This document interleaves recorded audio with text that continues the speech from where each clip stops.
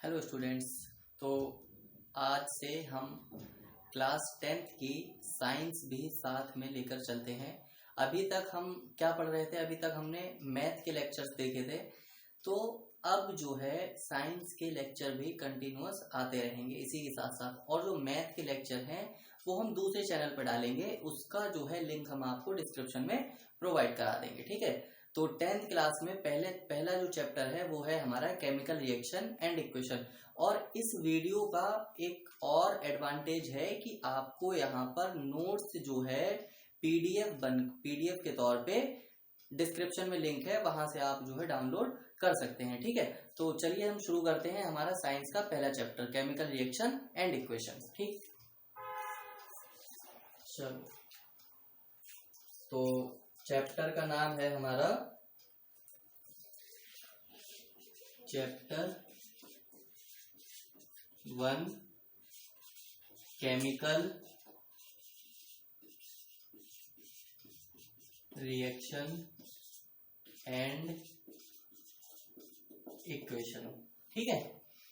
तो chemical reaction and equation ये तो हो गया हमारे चैप्टर का नाम। अब एक सबसे बड़ी बात यह है कि हम जब कोई भी चैप्टर शुरू कर रहे हैं तो उस चैप्टर का मतलब क्या है, पहली चीज तो ये जरूरी है, ठीक है।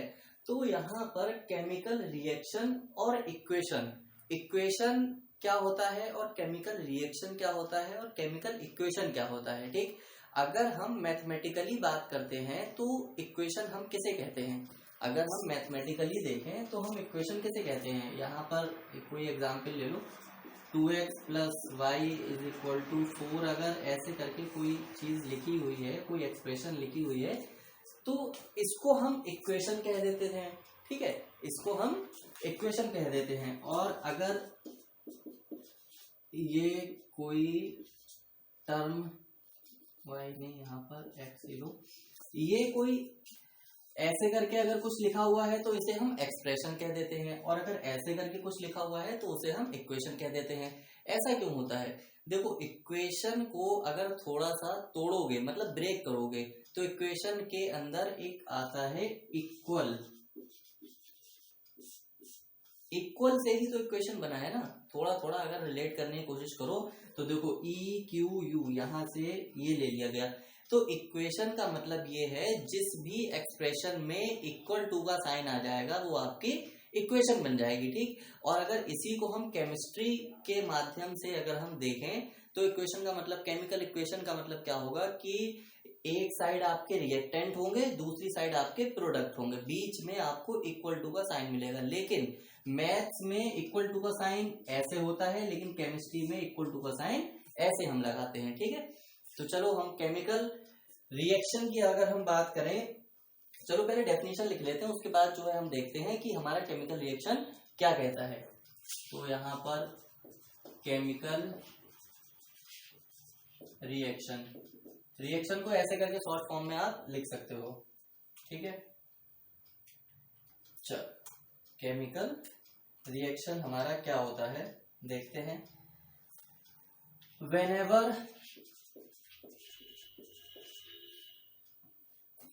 whenever a chemical change occurs, we can say that a chemical reaction takes place, ठीक है। तो यहां से क्या पता चला कि अगर कहीं पर भी कोई भी केमिकल चेंज अगर पाया जाता है तो उसे हम केमिकल रिएक्शन कहते हैं, ठीक है। मतलब केमिकल चेंज हम कहाँ कहाँ पाया जा सकता है, हमने बहुत सारी जगह देखा होगा, लेकिन हमसे अगर कोई पूछे तो हम बता नहीं पाते हैं। क्यों? क्योंकि कंसेप्ट क्लियर नहीं है ना, कंसेप्ट क्लियर नहीं। अब हमने क्या बताया यहाँ पर कि अगर कोई भी केमिकल चेंज अगर पाया जाता है तो वहां पर हम उस चीज को क्या कहेंगे? केमिकल रिएक्शन कहेंगे। अब एग्जाम्पल के तौर पे आप यहाँ पे क्या लिख सकते हो? Rusting of iron,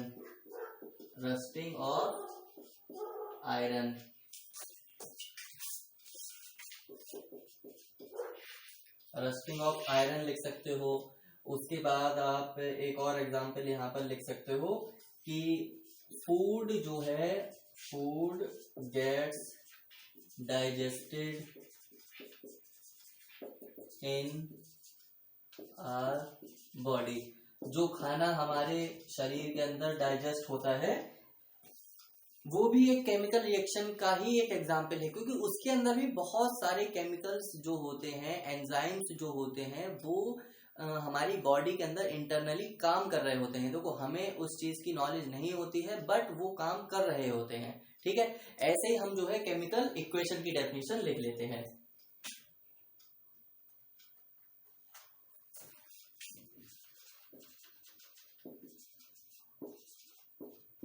chemical equation, chemical equation की डेफिनेशन क्या होगी? A chemical reaction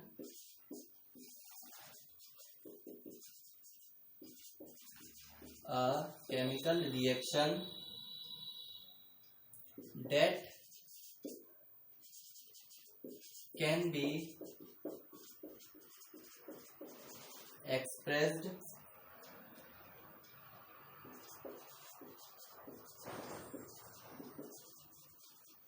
symbolically by using chemical equation, ठीक है। यहां पर एक वर्ड आप देख रहे होंगे, ये लिखा हुआ है सिंबॉलिकली।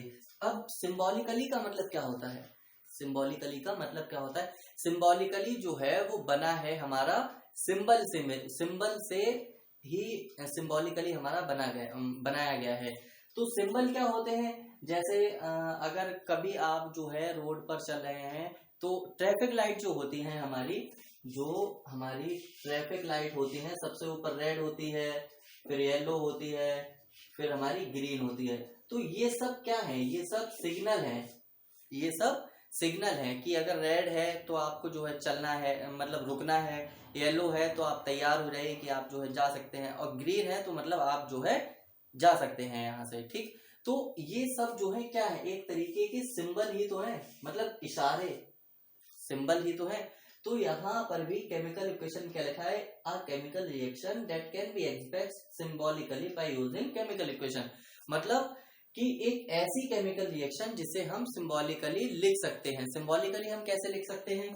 यहाँ पर अगर हम बात करें सिंबॉलिकली हम कैसे लिख सकते हैं? Mg प्लस O2, तो ये क्या बनेगा?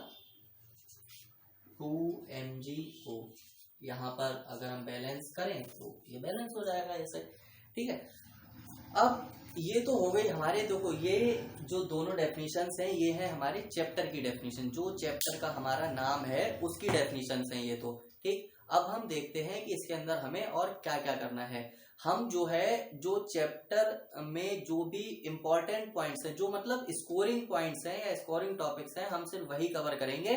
बाकी उसके अलावा जो फालतू के टॉपिक्स हैं वो हम कवर नहीं करेंगे, ठीक है। जितने भी मेन डेफिनेशंस हैं वो हम कवर करेंगे इस चैप्टर में, और जो मेन टॉपिक्स हैं, जो भी मेन कंसेप्ट है वो हम यहाँ पर कवर करेंगे। उसके अलावा हम कुछ भी कवर नहीं करने देंगे, ठीक है। चलो, इसके अलावा और एक होता है हमारा बैलेंसिंग द इक्वेशन, एक टॉपिक है इसके अंदर, balancing the equation. Balancing the equation का मतलब क्या होगा? बैलेंस का मतलब समझते होंगे। बैलेंस मतलब जैसे तराजू जो होता है, तराजू जो हाथ वाला होता है, तो उसमें क्या करते हैं कि एक तरफ जो है मतलब 1 किलो या 2 किलो का बाट रख देते हैं, इस तरफ हम जो है अपने कोई भी अगर हम सामान लेने जा रहे होते हैं तो हम वो सामान हम यहाँ पर तुलवा देते हैं। तो उसमें क्या होता है कि जब तक बराबर नहीं रहता है तब तक कोई भी, आप या मैं, मतलब कोई भी सामान नहीं लेगा। तो उस चीज को हम कहते हैं बैलेंस, मतलब ना ही इधर ज्यादा होना चाहिए ना ही इधर ज्यादा होना चाहिए, ठीक। तो उसे हम कहते हैं बैलेंस। अब क्या है? Balancing the equation. तो यहाँ पर अभी तक तो हम क्या, अभी तक तो हमने क्या देखा था कि हम सामान को बैलेंस कर रहे थे, ठीक। अब यहाँ पर हम देखेंगे, अब हम साइंस पढ़ रहे हैं तो हम साइंस के हिसाब से ही बात करेंगे, मतलब केमिस्ट्री के पॉइंट ऑफ व्यू से ही बात करेंगे।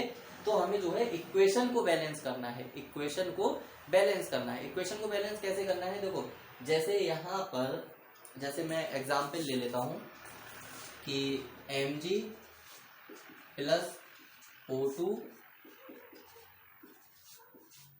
MgO बना।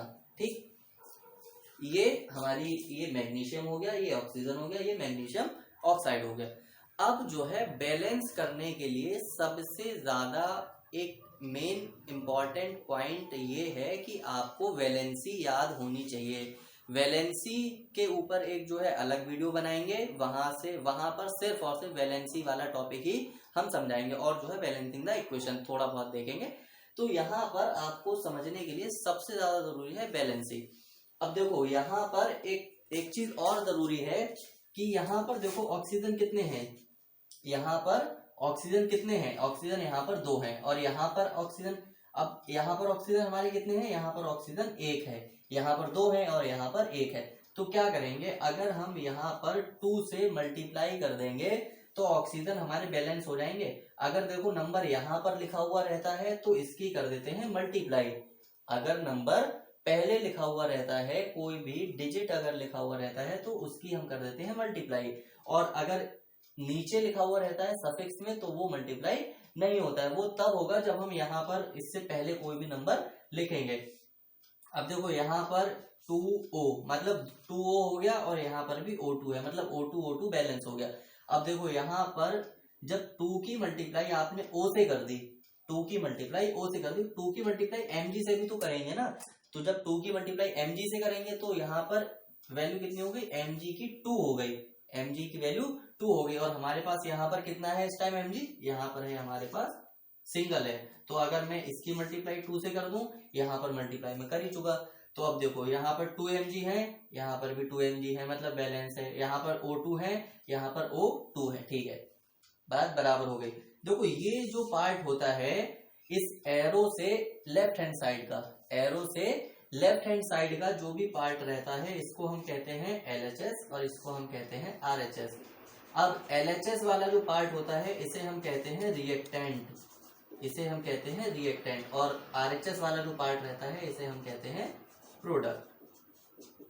ठीक है, ये हो गया हमारा बैलेंसिंग। बैलेंसिंग हम ऐसे करते हैं, एक दो एग्जांपल हम जो है और देख लेते हैं बैलेंसिंग द इक्वेशन के। यहाँ पर इसको एक एग्जांपल ये समझो कि Fe plus H2O, Fe plus H2O यहाँ पर बना Fe2O3 प्लस H2। ठीक है, इसको हमें बैलेंस करना है, इस इक्वेशन को हमको बैलेंस करना है। अभी हम देखेंगे कि ये इक्वेशन कितनी आसानी से बैलेंस हो जाएगी। यहाँ पर देखो Fe कितना है, 1 है, यहाँ पर Fe कितना है, 2 है, यहाँ पर H2 कितना है, H मतलब कितना है, 2 है, यहाँ पर भी H2 है, यहाँ पर O कितना है, सिंगल है, यहाँ पर O कितना है, 3 है। तो देखो ये जो H2 वाला पार्ट है ये तो बराबर है, H2 वाला पार्ट जो है वो बराबर है। तो यहाँ पर हम सबसे ज्यादा ध्यान देने वाली बात है, स्टेप वाइज हम करेंगे। कैसे करेंगे, स्टेप वाइज। स्टेप वाइज कैसे करेंगे, अब देखो यहाँ पर Fe कितना है, 1 है, यहाँ पर Fe कितना है, 2 है। तो मतलब मैं सीधे सीधे यहाँ पर 2 से मल्टीप्लाई कर दूंगा, मेरा Fe बराबर हो जाएगा। अभी मुझे बाकी किसी भी एलिमेंट से मतलब नहीं है, अभी मैं सिर्फ एक एक एलिमेंट लेके चल रहा हूँ। ठीक है, 2Fe प्लस H2O, ये हो गया Fe2O3 प्लस H2।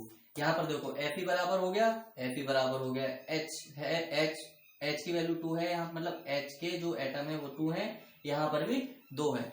बचा क्या, ऑक्सीजन बचा। यहाँ पर ऑक्सीजन कितना है, 1 है, यहाँ पर ऑक्सीजन कितना है, 3 है। तो अगर मैं यहाँ पर ऑक्सीजन की मल्टीप्लाई 3 से कर दूं तो अब देखो ऑक्सीजन बराबर हो गया, अब ऑक्सीजन बराबर हो गया। अभी देखना ऑक्सीजन को सही करने के चक्कर में और कितने खराब होंगे। ठीक, अब स्टेप 2 देखो, स्टेप 2 देखो, यहाँ पर हमने क्या करा कि 3 ऑक्सीजन, ठीक है, यहाँ पर 2Fe बराबर है तो मैं इसको 2Fe लिख सकता हूँ। ठीक है, यहाँ पर 3H2O हो गया, 3H2O हो गया। मतलब अब अगर हम ये देखें 3 की मल्टीप्लाई हमें H2 में भी करनी पड़ेगी और 3 की मल्टीप्लाई हमें O में भी करनी पड़ेगी। अब जब हम O में करेंगे, पहले O की देखते हैं, 3 की मल्टीप्लाई जब हमने O में करी तो मतलब O3 हो गया, मतलब O3 वाला हमारा पार्ट तो ठीक हो गया। Fe2 वाला पार्ट भी हमारा ठीक है। अभी गड़बड़ क्या करेगा 3H2 वाला, तो यहाँ पर 3 2 जा 6, मतलब 6H2 हो गया, 6H हो गया, H2 नहीं सॉरी 6H हो गया, मतलब हाइड्रोजन के 6 एटम हो गए। यहाँ पर कितने हैं 2 हैं, तो अब हम इसको बराबर कर लेते हैं। यहाँ पर हम ऐसे ही लिखे रहने देंगे, चेंज कहाँ करेंगे हम, चेंज करेंगे हम यहाँ पर 3H2।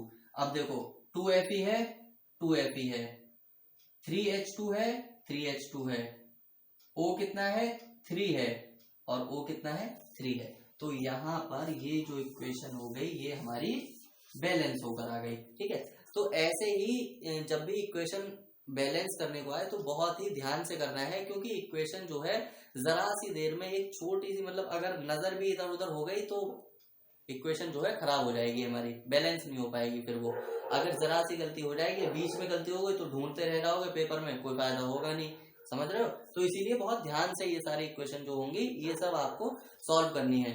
और ये जो होगा करीबन 2 नंबर की या फिर 1 नंबर की इक्वेशन बैलेंस करने के लिए आती है, सीबीएसई बोर्ड में भी और यूपी बोर्ड में भी। ठीक, अब हम अगला टॉपिक अपने देखते हैं, क्या है अगला टॉपिक हमारा, कॉम्बिनेशन रिएक्शन। अब हम देखते हैं कि रिएक्शन हमारी कितने टाइप्स की होती हैं और रिएक्शन जो है किस किस टाइप की होती हैं। तो पहला हम देखते हैं, यहीं पर देख लो, पहला है हमारा कॉम्बिनेशन रिएक्शन। देखो यहाँ पर सिर्फ आपको टॉपिक समझना है, ठीक है। डेफिनेशन जो है और जो पीडीएफ है इस चैप्टर की नोट्स की, वो जो है मैंने बना के डिस्क्रिप्शन में डाल दिया, आप वहां से डाउनलोड कर लेना, ठीक है। देखो कॉम्बिनेशन को अगर मैं जो है ऐसे ही समझाने की कोशिश करूं अपनी रियल लाइफ से, तो कॉम्बिनेशन का मतलब होता है चीजों को कंबाइन करना, चीजों को कंबाइन करना। अब देखो जैसे 1 + 1 को हम जोड़ेंगे तो कितना हो जाएगा 2 हो जाएगा, 2 + 2 को हम जोड़ेंगे तो कितना हो जाएगा 4। मतलब हम अगर 2 चीजों को कंबाइन करें तो हमें एक प्रोडक्ट मिलेगा, 2 चीजों को अगर हम कंबाइन करें तो हमें एक प्रोडक्ट मिलेगा। ऐसे ही कॉम्बिनेशन रिएक्शन में क्या होगा कि अगर हम 2 रिएक्टेंट्स को अगर हम जोड़ेंगे तो हमें एक प्रोडक्ट मिलेगा। अब देखते हैं कैसे करके ये काम करता है, ठीक। देखो यहाँ पर कैल्शियम है, कैल्शियम ऑक्साइड है सॉरी, और कैल्शियम ऑक्साइड को हमने वाटर के साथ रिएक्ट कराया है। जब हमने वाटर के साथ रिएक्ट कराया तो ये क्या बना, कैल्शियम हाइड्रो ऑक्साइड, ठीक है। यहाँ पर ये क्या बना, कैल्शियम हाइड्रो ऑक्साइड। अब देखो कैल्शियम ऑक्साइड है ये कैल्शियम ऑक्साइड हो गया आपका, ये आपका वाटर हो गया, और ये आपका कैल्शियम हाइड्रो ऑक्साइड हो गया, सॉरी ये हो गया कैल्शियम हाइड्रो ऑक्साइड,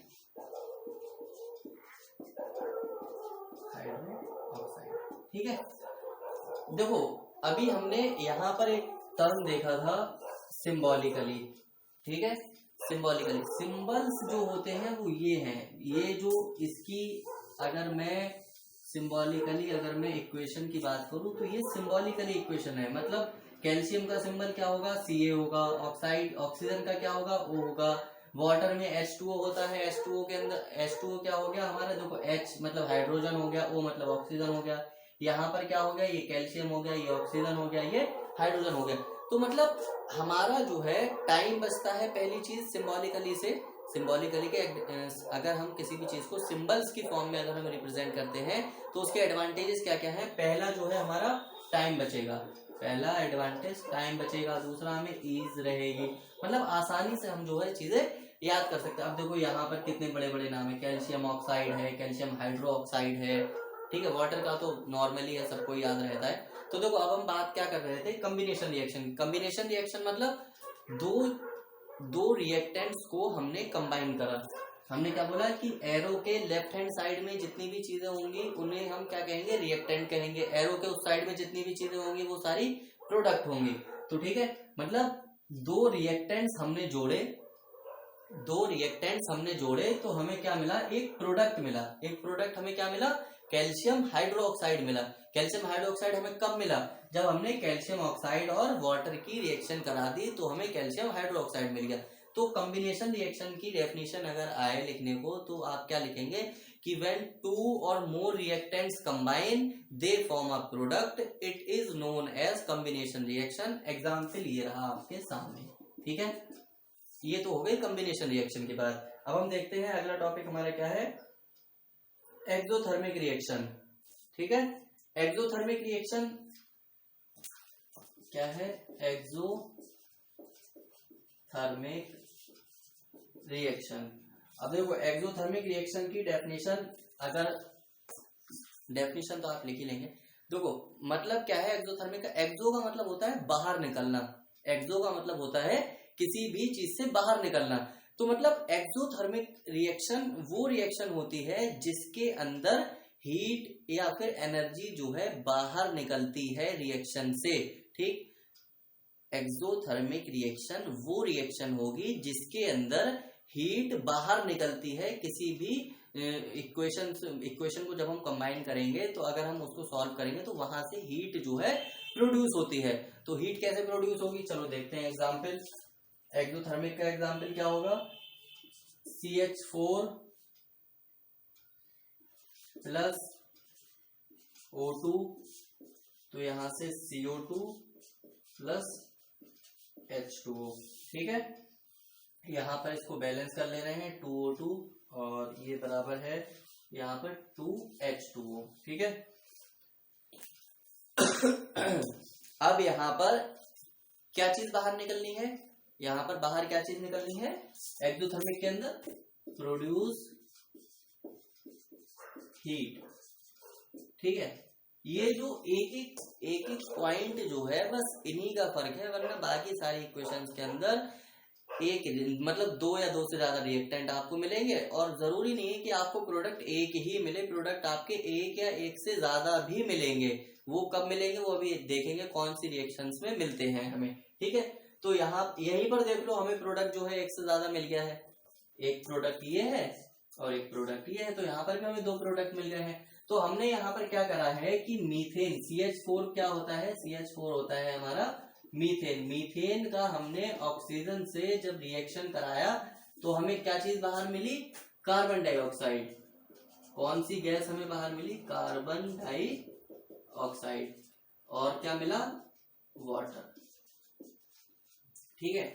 तो यहाँ पर कौन सी गैस हमको बाहर निकलती हुई मिली है, वो मिली है हमको कार्बन डाइऑक्साइड, ठीक है। और यहाँ पर एक और इम्पोर्टेंट पॉइंट है, respiration is also an exothermic reaction.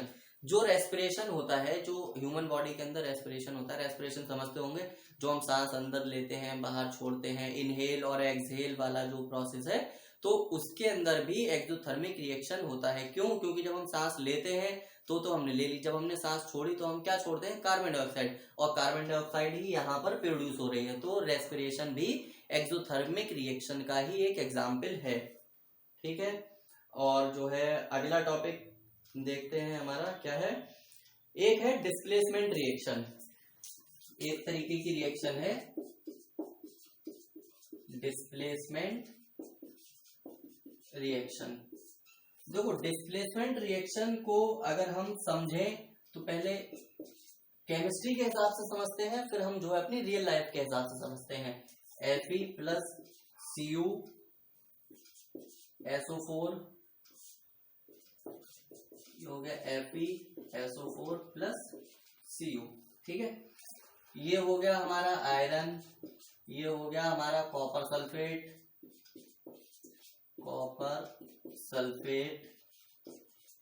ये हो गया हमारा फेरस सल्फेट,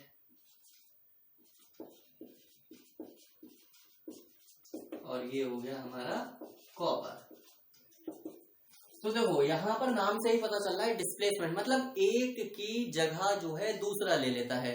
मतलब जैसे आज मैं हूं इस जगह पे, कल को जो है कोई और आए वो मेरी जगह पर यहाँ पर पढ़ाए, तो उसको हम क्या कहेंगे, डिस्प्लेस की, मतलब उस बंदे ने मुझे डिस्प्लेस कर दिया। ऐसे ही केमिस्ट्री में क्या होता है कि जब हम इसकी आयरन की जब हम रिएक्शन करेंगे किससे, कॉपर सल्फेट से, जब हम आयरन की रिएक्शन करेंगे कॉपर सल्फेट से, तो आयरन जो है कॉपर को हटा के, आयरन कॉपर को हटा के खुद जो है सल्फेट के साथ बॉन्ड बना लेगा। तो यहाँ पर हमें प्रोडक्ट में क्या मिल जाता है, फेरस सल्फेट मिल जाता है, और कॉपर जो है वो बेचारा अकेला रह जाता है। यहाँ पर अगर हम इसे जो है रियल लाइफ से समझने की कोशिश करें तो बहुत ही इंटरेस्टिंग बात है। वो क्या है कि इसको आप समझ लीजिए, ये है हमारा जो एफी है हमारा, वो है विक्की कौशल। एफी है हमारा विक्की कौशल, ठीक। और ये जो है वो है हमारे सल्लू भाई हैं, और प्लस कैटरीना कैफ है, ठीक है। बहुत ही इंटरेस्टिंग टॉपिक है, तो इसको ध्यान से समझना। यहाँ पर जो सल्लू और कैटरीना है, तो इनका जो है बीच में मतलब कुछ भी लफड़ा रहा होगा, उससे हमें कोई मतलब है, हम सिर्फ समझने के पॉइंट ऑफ व्यू समझते हैं। डिस्प्लेसमेंट रिएक्शन इतने अच्छे समझ में आ जाएगा कि कभी जिंदगी में अब से लेके 10 साल बाद कोई भी पूछेगा तो बहुत ही आसानी से आप बता दोगे बिना अटके, ठीक। अब जो है साइन जैसे जैसे टाइम बढ़ा, तो क्या हुआ कि विक्की कौशल ने जो है सल्लू भाई को रिप्लेस कर दिया, सल्लू भाई को डिस्प्लेस कर दिया, और आज आपके सामने रिजल्ट है कि विक्की प्लस कैट है और सल्लू भाई अकेले हैं, है ना। ऐसा ही तो है। तो मतलब यहाँ पर ये था आयरन, मतलब जो विक्की कौशल था वो हो गया हमारा आयरन। अब हम आते हैं अपने केमिस्ट्री वाले टॉपिक पे, हंसी मजाक हो गया। तो देखो Fe जो है वो कॉपर को क्यों हटा देता है, Fe कॉपर को क्यों हटा देता है, क्योंकि Fe जो है रिएक्टिविटी सीरीज में कॉपर से ऊपर रहता है। रिएक्टिविटी सीरीज एक सीरीज होती है, क्या रिएक्टिविटी सीरीज, थोड़ा सा एक्सप्लोर करना है इसके बारे में, रिएक्टिविटी सीरीज के बारे में। रिएक्टिविटी सीरीज क्या होती है कि जो एक ऐसी सीरीज होती है कि कौन सा एलिमेंट जो है कितना पावरफुल है। इसके अंदर सबसे ऊपर रहता है पोटेशियम, ठीक है। यहाँ बीच में एक हाइड्रोजन रहता है, हाइड्रोजन से कुछ ऊपर रहते हैं और कुछ जो है हाइड्रोजन के नीचे रहते हैं। जो गोल्ड वगैरह नॉन मेटल वगैरह होते हैं वो सब नीचे रहते हैं। तो यहाँ पर हमारा ये टॉपिक नहीं है, हमारा टॉपिक ये क्या है कि आयरन जो है वो मान लीजिए कहीं यहाँ पर है, पोटेशियम के आसपास है, और कॉपर जो है मान लीजिए हमारा यहाँ पर है। तो आयरन जो है ऊपर है, आयरन ऊपर है किससे, कॉपर से। तो इसीलिए जो है आयरन कॉपर को हटा के सल्फेट के साथ खुद जो है बॉन्ड बना लेता है और कॉपर को अकेला कर देता है, ठीक है। ये हो गया हमारा डिस्प्लेसमेंट रिएक्शन। डिस्प्लेसमेंट रिएक्शन के बाद एक टॉपिक है रिडक्शन, एक टॉपिक है रिडक्शन, या फिर इसे कह लो रिडॉक्स रिएक्शन, रिडॉक्स रिएक्शन, ठीक है। तो रिडॉक्स रिएक्शन का मतलब क्या होता है, देखो रिडक्शन का मतलब क्या होता है, सीधा सीधा ये समझो। मतलब अगर हम इसे नॉर्मल लाइफ से अगर हम रिलेट करें तो रिडक्शन का मतलब किसी भी चीज को कम करना, रिड्यूस करना। और रिडॉक्स का मतलब क्या होता है कि रिडॉक्स का मतलब क्या होगा, पहले इक्वेशन लिख लेते हैं उसके बाद देखेंगे कि मतलब क्या होगा, तब जो है आसानी से समझ में आएगा। ये हो गया CuO प्लस H2, ठीक है। यहाँ पर हीट इन्हें दी गई तो क्या हुआ, अरे सही से बन जा, Cu प्लस H2O, ठीक है। यहाँ पर एक चीज ये देखो, ये कॉपर ऑक्साइड था, ये खाली कॉपर रहेगा, ये खाली H2 था, ये वाटर बन गया। मतलब क्या है कि यहाँ पर ऑक्सीजन था, कॉपर के साथ ऑक्सीजन था, यहाँ पर हाइड्रोजन के साथ ऑक्सीजन नहीं था। लेकिन प्रोडक्ट में क्या है, कॉपर के साथ ऑक्सीजन नहीं है, हाइड्रोजन के साथ ऑक्सीजन दिया हुआ है। तो मतलब इसको हम कहते हैं ऑक्सीडेशन, ठीक है। इस वाले प्रोसेस को हम कहते हैं ऑक्सीडेशन, और इस प्रोसेस को हम कहते हैं रिडक्शन। इस प्रोसेस को हम कहते हैं रिडक्शन। का मतलब क्या है कि ऑक्सीजन जो होगी वो प्रोडक्ट में जाके हट जाएगी, उस प्रोसेस को हम कहेंगे रिडक्शन, मतलब रिमूवल ऑफ ऑक्सीजन। यहां पर लिख दो चाहे, रिमूवल ऑफ ऑक्सीजन। और ऑक्सीडेशन का मतलब क्या होता है कि प्रोड्यूस, या प्रोड्यूस नहीं, कंबाइन लिखो यहाँ, कंबाइन विद ऑक्सीजन, ठीक है। मतलब ऑक्सीजन जो है जाके जुड़ जाती है किसी दूसरे एलिमेंट में, ठीक है, ये हो गया हमारा रिडॉक्स रिएक्शन का टॉपिक। इसके बाद एक टॉपिक और है कोरोजन। कोरोजन तो आप सभी समझते हो, कोरोजन मतलब जो जंग वगैरह लग जाती है हमारे मेटल पर, तो उस प्रोसेस को हम कहते हैं कोरोजन। इसमें लिखा हुआ भी है कि when a metal is attacked by substance around it such as moisture हो गए, एसिड हो गया, मतलब देखो नमी जो होती है, नमी की वजह से लोहा जो है हमारा जंग खा रहा है। कभी एक एक्सपेरिमेंट छोटा सा करके देखना कि एक कील लेना, कील को जो है पानी के अंदर डाल देना, तो उसमें कुछ टाइम बाद जो है जंग जमी हुई मिलेगी। तो जो जंग होती है उसे इंग्लिश में कहते हैं हम कोरोजन।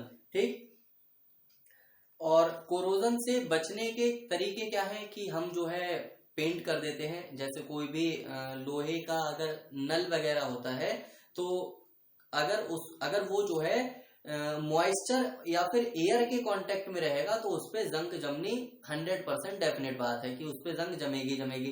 तो हम क्या करते हैं कि उस पर जो है पेंट कर देते हैं। तो वो जो मॉइस्चर जो होता है वो सबसे पहले पेंट के कांटेक्ट में आता है, और पेंट जो है लोहे तक या फिर आयरन तक मॉइस्चर को नहीं पहुंचने देता, मतलब वॉल की तरह एक काम कर जाता है। यहाँ पर मॉइस्चर रहता है, यहाँ पर मेटल रहता है, तो मॉइस्चर जो है वॉल से टकराकर वापस चला जाता है, मेटल तक नहीं पहुंच पाता है, तो इसीलिए कोरोजन नहीं होता है। ठीक, और इसके बाद एक और ये है डेफिनेशन, रेंसिडिटी। रेंसिडिटी क्या होता है? When fats and oil are oxidised they become rancid and their smell and taste change. तो वही है कि मतलब जब खाना जो है सड़ जाता है तो उसके अंदर टेस्ट जो है अलग आ जाता है, और उसकी स्मेल भी जो है अच्छी नहीं आती। मतलब देखा होगा आपने, खाना जो है, खाने की चीजें जो होती हैं वो कभी कभी सड़ जाती हैं, तो वो जो है टेस्ट भी उनका खराब हो जाता है और स्मेल भी उनमें गंदी आती है। तो ये सब जो टॉपिक हैं हमारे, कुछ इंपॉर्टेंट टॉपिक्स, मतलब ये तो बेसिक कंसेप्ट है कि मतलब हमारे केमिस्ट्री के अंदर हम जो है क्या क्या पढ़ेंगे या केमिस्ट्री के अंदर क्या क्या होता है। ये बहुत ही बेसिक ओवरव्यू है हमारे क्लास 10th में। और जो भी अब है तो पढ़ना तो है ही ना, तो इसके जो भी इम्पोर्टेंट क्वेश्चंस हैं और इसके ये जो जितनी भी डेफिनेशंस हैं, और भी कुछ छोटी छोटी डेफिनेशंस हैं, वो मैंने यहाँ पे डिस्कस नहीं करेंगे। मैंने क्या बोला था कि जो भी इम्पोर्टेंट टॉपिक्स हैं वो हम यहाँ पे डिस्कस करेंगे। बाकी जो भी छोटी छोटी डेफिनेशंस हैं वो जो है आप डिस्क्रिप्शन में लिंक है, वहां से आप जो है PDF डाउनलोड कर सकते हैं। और बोर्ड के पॉइंट ऑफ व्यू से बहुत ही इंपॉर्टेंट क्वेश्चंस जो है हमने लिख रखे हैं, उसकी PDF भी आपको डिस्क्रिप्शन में मिल जाएगी। तब तक के लिए धन्यवाद।